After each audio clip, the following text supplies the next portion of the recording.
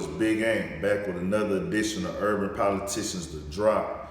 And man, I had to come jump right on it, get right to it, man. Speaking on the Duppy track, Duppy, I don't know how they pronounce it, but basically it's Drake responding to Pusha T. Drake and Pusha T been having like a little back and forth little thing. I think what really started this whole little back and forth with Drake being involved was when Pusha T took shots at Drake on Exodus. He dissed Wayne and Drake on Exodus. Exodus came about, 4 years ago maybe? I don't know exactly the date of the year, but it was years ago. So then Drake came back with on a track on the when he was doing the October's Very Own playlist. He came at Pusha T with a couple lines, so they were just kind of doing some lyrical jabs. And then on Crosses, I don't know how to say it for sure. Crutches, Caskets, Crosses. It was a track that was on Pusha T last project that dropped like 2 or 3 years ago. It was like a little short EP, and it was supposed to be like a whole layout of different tracks that Pusha T was gonna do. And he came at Drake speaking on the aspect of Drake getting slapped by P. Diddy, allegedly. That was a story. You can go listen to that song. He says that older niggas slapping young niggas. That was a reference in that it was rumored that Diddy did put hands on Drake. So then he gets into the new album, which dropped last night, which is a very dope album. I'm gonna do a reaction video for the Pusha T album. It's gonna come soon, but Pusha T album is great. It ride, it jam. On the song on there, he does take response and goes back at Drake for what he said recently and questions his writing ability, because we all know the Quentin Miller situation. He also takes it's called Infrared. The track is called Infrared. He takes some shots at Drake on Infrared.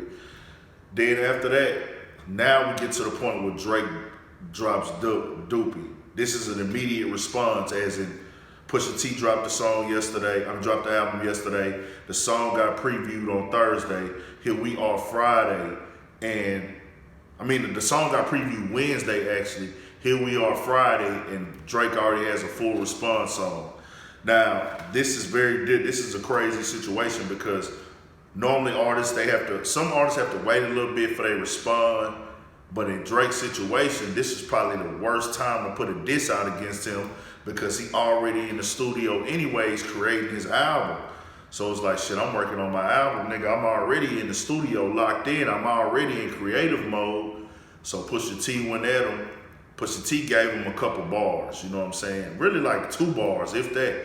And fucking Drake just went all the way in, speaking on shit about him not really being that big of a drug lord like he says. He spoke on, he addressed the Quentin Miller shit, saying I was helping Quentin Miller. He was working at Kroger's. He spoke on how he helped Kanye create his music. He also spoke on how Kanye also has a lot of writers and help when he's making music, like what's the difference.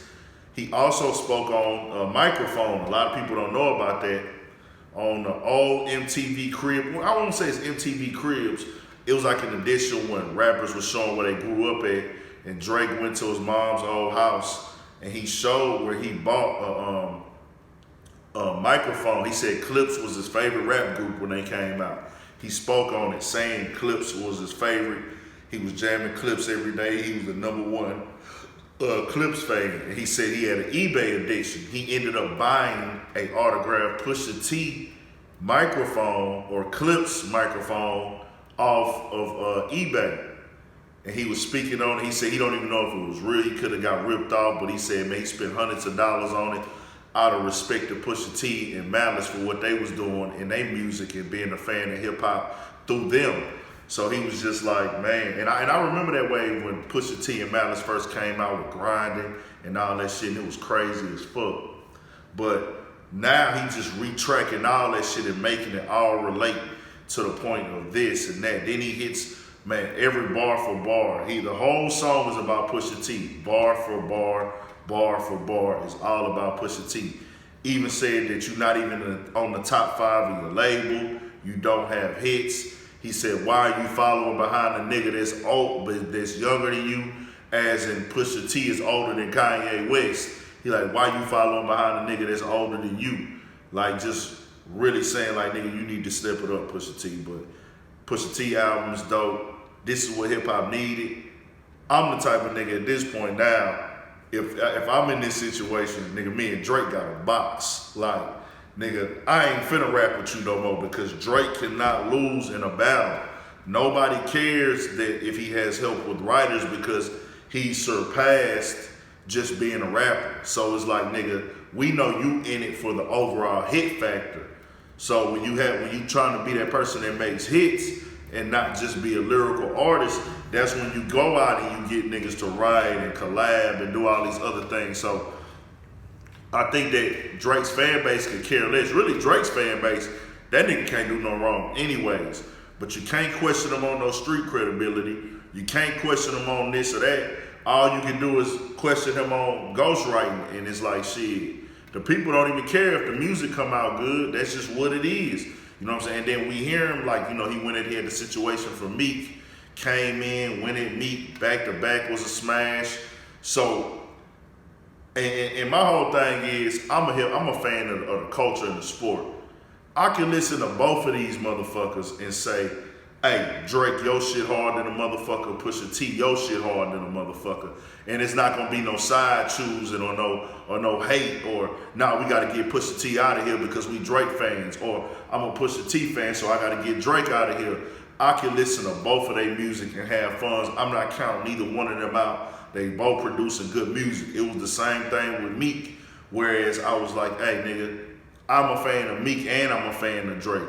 So I'm listening to both of they shit still, you know what I'm saying? So that's where I stand on that. And shit, I guess we gotta see, man, was this the warm-up though? Because that's a smash like this song. But does Drake have a back-to-back type song for Pusha T where, hey nigga, not only am I gonna diss you, but I'm also gonna make it be a fucking banger. This was just, okay nigga, I'll show you. It's like, I'm gonna dress you, and if you keep it going, I'll go ahead and unload the full clip. So I know a lot of these bars probably already been on tuck with Drake. You know what I'm saying? Like, hey, I got some shit in the stash and Pusha T wanna act up. Pusha T acted up and now we here. Kanye caught a couple bars off of, you know, his little rants and the little things he said on stage about Drake before. So he went on through him some free smoke in there too, man. So we gonna see what it's at. Check out the new Pusha T album. We gonna also do a reaction video on that. I listened to it 4 times already, so it's only 7 tracks, so it's dope as fuck. I'll do a reaction video on that. And then also we got more content coming. Check out the Drake track. It's on SoundCloud. And that's another thing. Drake normally gonna go to Apple Music and things like that. It was like, nah, nigga, you wanna go like that? I'm gonna link in bio you, nigga. Like, he put it on IG, link in my bio. We don't even see Drake do shit like that, really. So you know it was serious. So we gonna see, man, more content coming. Make sure y'all subscribe. Appreciate everybody watching. Like, dislike, comment. Also subscribe to the Urban Politicians Podcast on your podcast app on your phone. Tap in with us.